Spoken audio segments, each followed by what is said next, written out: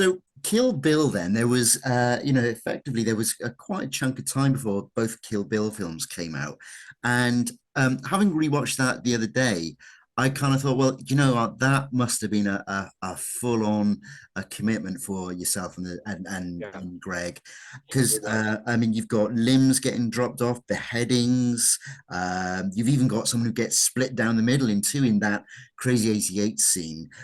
Was all of that in the script, or were you and Greg allowed to be in it, contribute, or None of that was in the script. I think it says all hell ensues, and that was about it.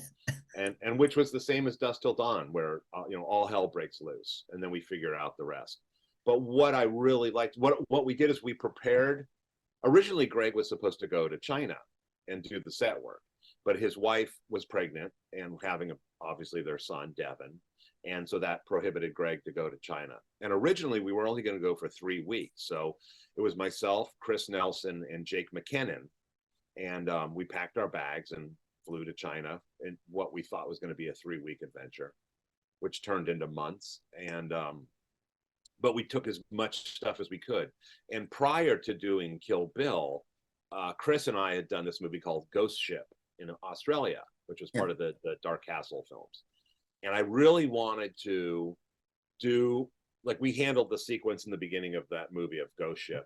And I really wanted to play around with electromagnets because I had seen that Kevin Yeager had done a lot of electromagnet work on Tim Burton's Sleepy Hollow, you know. And I'm like, that's really interesting to me. So I was like, let's build a bunch of stuff that disassembles, and and we'll use electromagnets and all that stuff. And it worked great. So that was a good precursor for what I wanted to do on Kill Bill.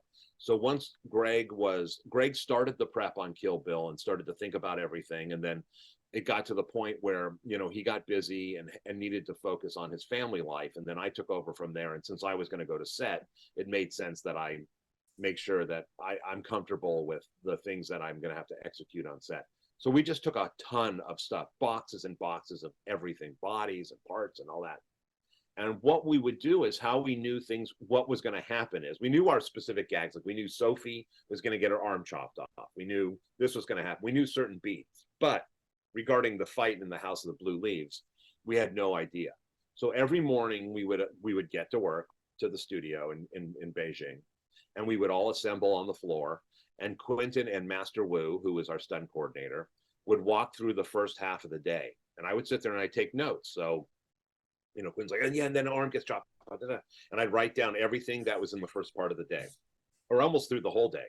And I would then, as soon as that meeting was over, run over to Quentin and go, okay, so just so I'm aware, just so we know we're on the same page, I'm going to do this, I'm going to do this, this is all for today, right? And he's like, yeah. And I said, well, this split body down the center, I mean, I got to figure that out. He's like, oh, you got plenty of time. We're not going to do that till after lunch. And I'm like, oh, okay.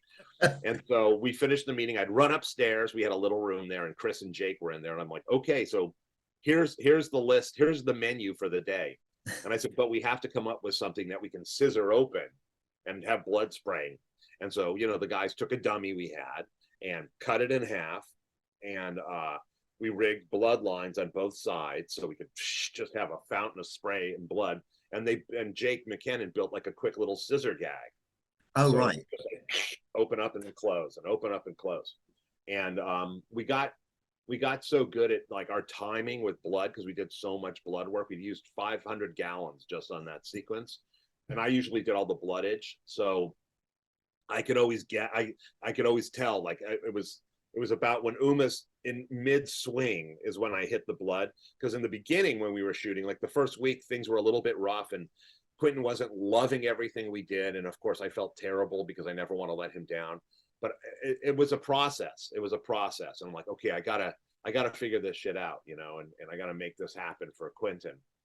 And yeah, just as Uma's sword was in mid swing is when I would hit the blood pumps, and they were fire extinguishers filled with blood charged to like 200 psi, and it was like a giant explosion of blood. And then it's just as soon as we split stuff or limbs fell off, blood just boom everywhere. And I would, if I heard Quentin laughing, then I knew we were successful. And most of the time he was laughing his head off, as blood was spraying 30 feet in the air. He loved it. But it was hard. I mean, we shot that sequence again we planned on being there 3 weeks, and I think it was like almost 4 months shooting that sequence. And just it was nonstop. We would do 40 gags a day. Jake, Chris, and myself. That was it, and it was really exhausting. It was super hot in Beijing. We were sweating like pigs and covered in blood, so it was just gross. Yeah. But you know what? No matter what, Quentin always made it fun, and it was after that, I felt so confident with blood gags. I'm like, I can do any blood gag, but I prefer never to do another blood gag again. I was basically burned out on blood gags after Kill Bill. But it was great. It was a very successful experience. Beijing was crazy, but really, I had a really fun time with Chris and Jake and the rest of the crew. Quentin also builds a family while he's shooting a movie. You really are entrenched in his world, and it's really, Yeah. really wonderful. It's a great experience. I mean, I want to do one more movie with Quentin.